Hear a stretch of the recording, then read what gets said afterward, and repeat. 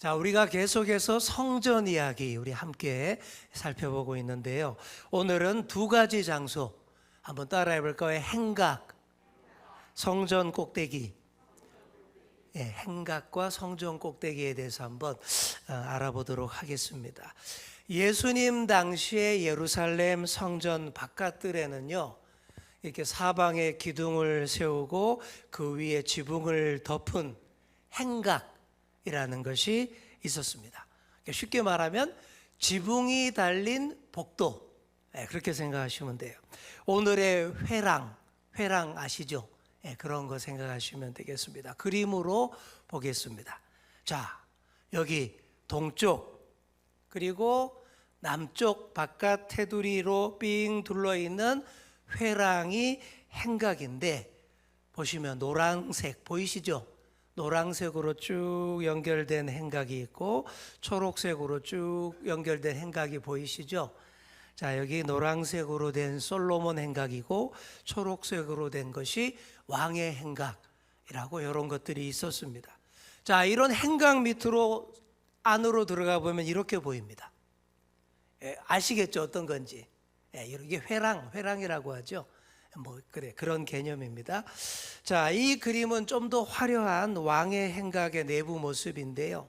솔로몬 행각은 이보다는 조금 더 소박합니다. 이런 행각 아래의 그늘에서 성전을 찾는 순례자들이 휴식을 취하고 담소를 나누는 바로 그런 장소였던 것이죠.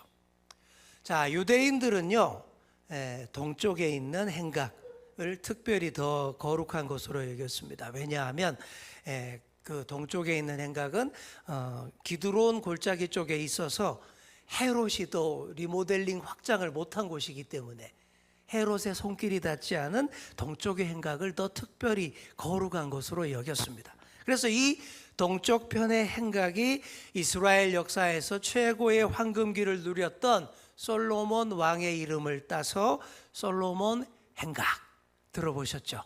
솔로몬 행각이라고 불렸습니다. 행각을 따라 늘어선 3열의 기둥들과 지붕이 아주 시원한 그늘을 제공했고, 당시에 젊은 주니어 랍비들은 이 솔로몬 행각 안에서 하나님의 말씀을 강론하곤 했습니다. 자, 12살 된 예수님이 부모님과 함께 성전을 방문했다가 혼자 집으로 안 돌아가시고 남아 있었던 곳도 바로 여기라고 학자들이 추정을 합니다. 부모인 요셉과 마리아는 아이를 잃어버렸다고 3일 동안 막 찾아 헤맸는데 어린 예수님은 바로 여기 솔로몬 행각에서 시원한 그늘 아래서 랍비들과 성경 말씀을 토론하고 있었던 것입니다. 자, 이후 예수님 공생의 사역 초기에도 예수님은 솔로몬 행각에서 제자들에게 말씀을 가르치곤 했습니다. 요한복음 10장 22절 23절 보시면 예루살렘의 수전절이 이르니 때는 겨울이라 예수께서 성전 안 솔로몬 행각에서 거니시니, 이런 구절이 요한복음에 나와요. 자, 이후에도 초대교회의 사도들을 통해서 수많은 표적과 기사들이 일어나서 사람들은 주로 이 솔로몬 행각에 모여서 말씀을 듣고 기도에 힘썼습니다. 사도행전 3장 11절부터 보시면 나은 사람이 베드로와 요한을 붙잡으니 모든 백성이 크게 놀라며 달려나아가, 여기도 솔로몬의 행각이라 불리우는 행각에 모이거늘. 자, 여기서 나은 사람이 누구냐? 나면서부터 안전병이었던 사람을 베드로와 요한이 성전 미문 앞에서 이렇게 세웠잖아요. 그때 또 솔로몬 행각에 모였다. 자, 그 다음에 5장 12절에도 보시면 사도들의 손을 통하여 민간의 표적과 기사가 많이 일어나매 믿는 사람이 다 마음을 같이하여 솔로몬 행각에 모이고, 이렇게 되어 있습니다. 자, 이처럼 솔로몬 행각은 예수님과 초기 그리스도인들이 주로 모이던 일종의 아지트와 같은 곳이었습니다.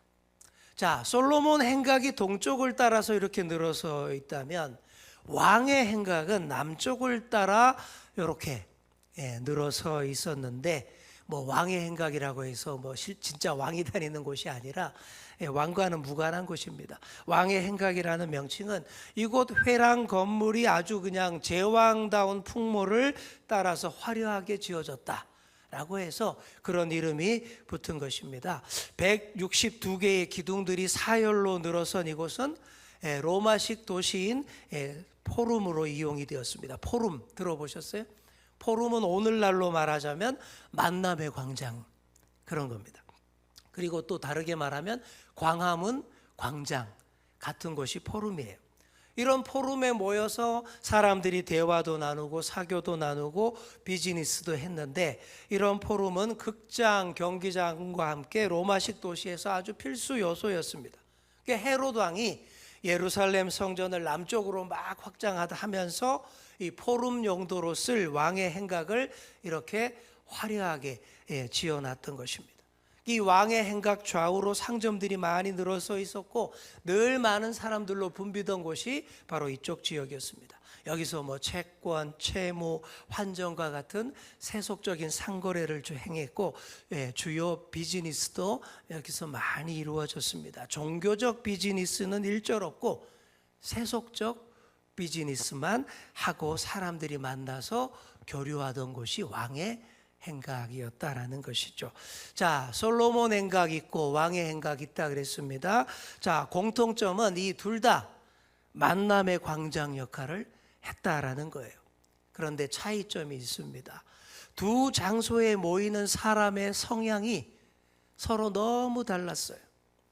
솔로몬 행각에는 민족주의자, 유대 민족주의자 혹은 아주 종교성이 많은 사람들이 만나서 말씀을 나누고 종교적인 영성을 추구하는 그런 만남의 장소였다면, 왕의 행각은 헬라 문화의 영향을 많이 받아서 이방화된 사람들, 세속적 유대인들, 친로마파 유대인들이 모이는 만남의 장소였다라는 것이죠. 현대 이스라엘도 마찬가지지만 예수님 당시에도 세속적인 유대인들과 종교적인 유대인들이 서로 섞이고 싶어 하지 않았어요. 각자 따로 놀았습니다. 이렇게 각자 따로 모였던 거예요. 동쪽의 솔로몬 행각에는 종교적인 사람들, 하나님 말씀을 묵상하고 가르치는 사람들이 모였고, 남쪽의 왕의 행각에서는 세속적으로 사업하고 문화생활을 즐기려는 사람들이 만났다라는 것이죠. 자, 특히 세속적인 사람들은요, 이 성전에서도 뭐 거룩 이런 거 별로 안 좋아했습니다. 이들의 관심은 어떻게 하든 로마인들, 그리스도인들처럼 고상하고 우아하고 아주 멋있게 재미있게 문화생활 하는 거, 그런 걸 즐기는 사람들이었죠. 자신들을 굉장히 이렇게 세계화된 교양 있는 문화시민으로 생각했습니다. 그래서 문화시민답게 안 보이는 걸 제일 무서워했어요. 종교에 몰입한 재미없고 따분한 사람으로 보이는 걸 제일 싫어했습니다. 이게 어느 정도였냐 하면요, 당시 그런 이스라엘 남자들 사이에서는 할례 받은 표를 덮는 그런 수술이 유행을 했다라고 합니다. 할례 아시죠? 이스라엘 남자아이가 태어난 지 8일 만에 다 받는 할례, 그 할례를 이게 표 안 나게 덮는 수술을 뭐 이쁜이 수술이라 그래야 되나요? 그런 수술이 유행했다라는 거예요. 왜냐하면 로마식 체육관이나 경기장에서 육상 경기, 레슬링, 복싱 뭐 이런 스포츠 경기를 많이 했는데, 이런 스포츠에 출전하는 남자들은 완전 나체로 경기하던 것이 당시의 문화였습니다. 그러니까 여성은 아예 경기장에 들어오지도 못하게 하고 남자들만의 육체미를 뿜어내던 것이 당시 헬라식 스포츠 문화였습니다. 이스라엘 사람도 그런 스포츠를 마음껏 즐기고 싶은데 이 할례 받은 유대인의 그 표시가 보기 흉하다라고 생각했던 것이죠. 그래서 그리스인, 로마인 같은 이방인들처럼 보이려고 그런 수술도 하고 그랬다라는 겁니다. 자, 이처럼 거룩한 도시인 예루살렘과 예루살렘 성전에도 세속화된 사람들이 그렇게 많았습니다. 생각해 보면요, 예나 지금이나 똑같아요. 종교적, 영적 관심이 아주 많은 사람이 있는 반면에 전혀 그런 데 관심 없는 세속적인 사람들도 많습니다. 영적 분야에는 전혀 관심도 없는데 오로지 세속적인 성공과 그 관심 때문에 종교인이 되면 그게 골치 아파지는 거예요. 이 종교적 야망이라는 게 무시 못합니다. 거기에서 타락이 오는 거예요. 그렇게 교회 안에서도 거룩한 하나님, 거룩한 성전보다 내 삶의 화려함과 우아함과 멋짐이 더 중요한 사람들이 항상 많이 있습니다. 솔로몬 행각의 모임보다 왕의 행각 모임에 관심이 더 많아서 늘 거기에 모이고 거기서 자기 야망을 채우려는 사람들이 많습니다. 사랑하는 성도 여러분, 여러분은 왕의 행각에 모이시렵니까? 솔로몬 행각에 모이시렵니까? 그렇죠? 답이 나와 있잖아요. 우리가 어떤 사람들입니까? 하나님의 말씀을 늘 배우고 묵상하고 그 말씀대로 사는 것이 목표이지 않습니까? 그러면 어디 모여야 되겠어요? 솔로몬 행각에 모이는 게 맞는 거예요. 오늘 이 시간 여기 모이신 분들은 다 여기 솔로몬 행각에 모여 있는 줄 믿습니다. 왕의 행각은 저 밖에 나가야 있어요. 그렇죠? 우리에게 매력이 없어요. 우리는 솔로몬 행각에 모여야 합니다. 물론 왕의 행각에도 사업차, 문화생활차 나가기도 해야 돼요. 하지만 왕의 행각이 나의 전부가 되면 곤란합니다. 그곳에서 화려한 사람들, 나와 영적으로 안 맞는 사람을 자꾸 만나다 보면 어떻게 될까요? 성도의 교제가 아니라 세속의 교제만 자꾸 하게 되는 거예요. 그러다 보면 어떻게 될까요? 내 신앙도 흐려지고 내 영혼도 혼탁해지는 거예요. 아무쪼록 하나님의 거룩한 집에 나온 목적을 여러분 분명히 하시고 내가 있어야 할 곳에 잘 있는 그런 여러분들 다 되시기를 축복합니다. 우리는 이 땅의 시민권보다 천국의 시민권을 가진 천국 백성인 줄 믿습니다.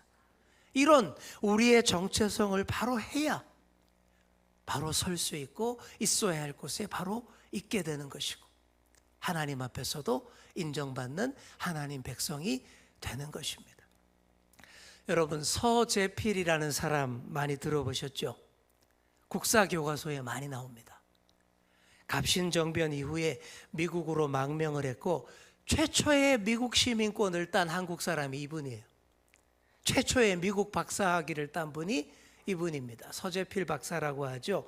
독립신문을 창간하고 여러분 잘 아는 독립문도 이분이 세운 독립운동에 공헌이 꽤 많은 사람입니다. 그런데 별로 뒤가 안 좋았어요. 이 서재필은요, 한국 사람이기를 거부합니다. 미국에 유학 갔다 와서 돌아와서 고종 황제 앞에서 자신을 더 이상 서재필이 아니라 필립 제이슨으로 불려달라고. 나는 조선 사람 아니라 미국인이다. 그렇게 나옵니다. 그리고 다시 미국으로 가서 일제강점기 그 어렵던 한국의 비참과 비극에 대해서 철저히 외면을 합니다. 끝까지 미국인으로 살다가 미국에서 죽습니다. 1994년 그의 유해가 우리나라에 돌아왔는데 동작동 국립현충원에 안장하려고 할 때에 수많은 역사학자들이 다 반대했습니다. 왜 반대했을까요? 미국 사람이 왜 여기 묻히냐? 그런 논리 하나였습니다. 역사의 평가는 엄정하다라는 거죠.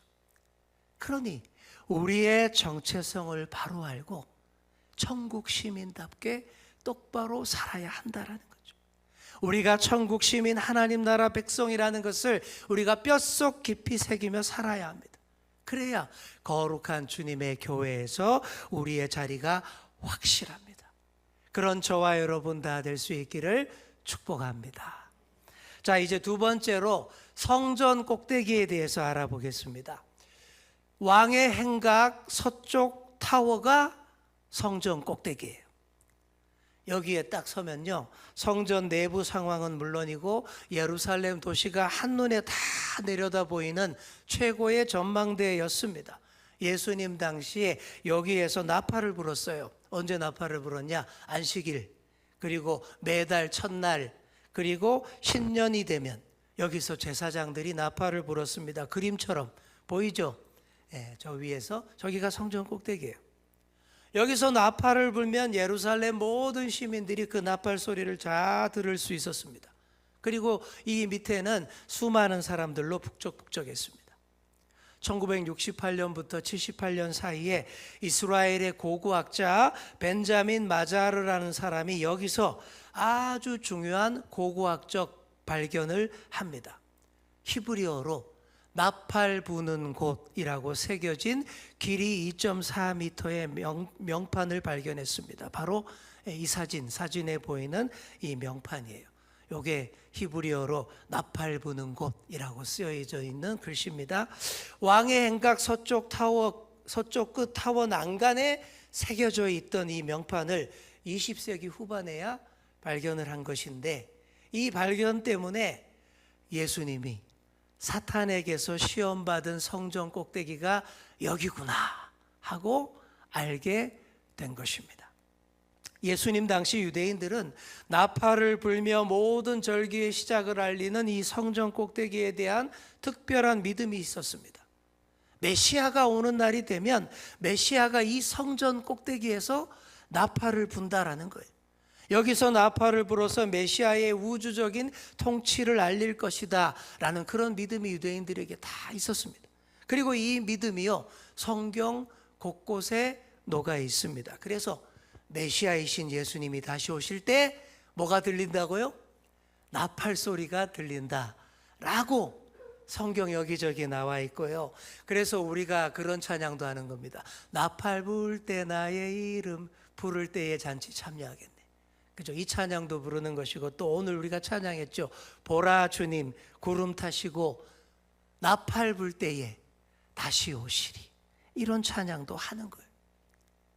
그러다 보니 거짓 선지자들, 가짜 메시아들도 이 이미지를 많이 악용을 합니다. 이스라엘이 로마의 반란을 일으킬 때마다 거짓 메시아들이 많이 등장했는데, 그때마다 여기 성전 꼭대기에 집중을 했어요. 성전 꼭대기에 반란군의 본부를 딱 차려놓고 그 위에서 나팔을 막 불고 그랬습니다. 그러면 또 무지하고 순진한 이스라엘 백성들이 메시아의 시대가 왔나 보다, 그러면서 막 따라서 같이 반란을 같이 일으키다가 다 같이 망하고 그랬습니다. 지금의 시한부 종말론자들도 나팔 소리를 강조하는 게 다 이런 이유입니다. 1992년 10월 28일 예수님이 재림하신다고 그렇게 떠들어댔던 다미 선교회 사건 아실 거예요. 그때 다미 선교회가 그런 주장을 했습니다.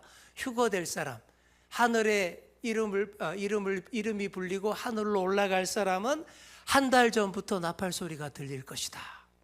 그럼 10월 28일에 휴거가 있다 그랬으니까 9월 28일부터 들릴 것이다 막 그랬죠. 제가 막 속으로 막 웃었는데, 그런데 실제로 저의 한 청년부 여자 후배가 진짜 나팔 소리가 들려요 막 그러는 거예요. 한 달 전부터. 그런 일들이 있었습니다.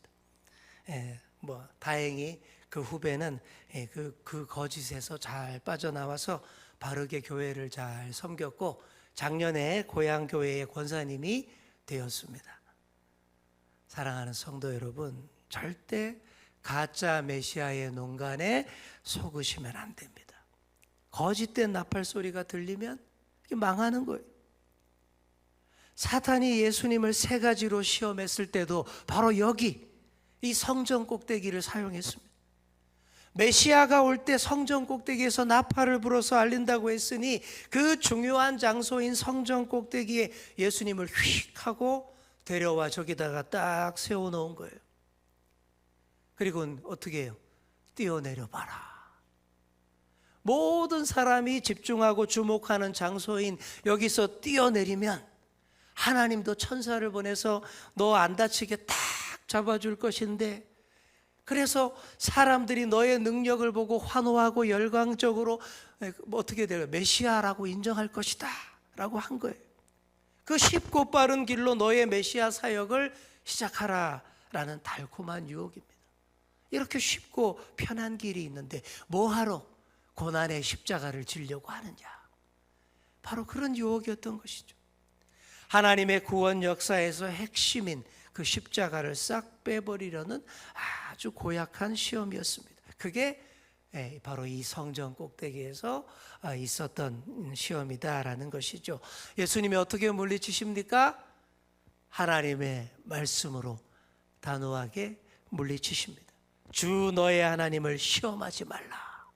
그랬더니 이 마귀가 꼼짝 못하고 물러가죠. 얼마 동안 물러갔다가 나중에 가룟 유다에게 슉 또 들어와서 그렇게 해서 십자가로 향하게 되신 겁니다. 자, 이제 말씀을 정리해 보겠습니다. 오늘 왕의 행각 그리고 솔로몬 행각 살펴봤습니다.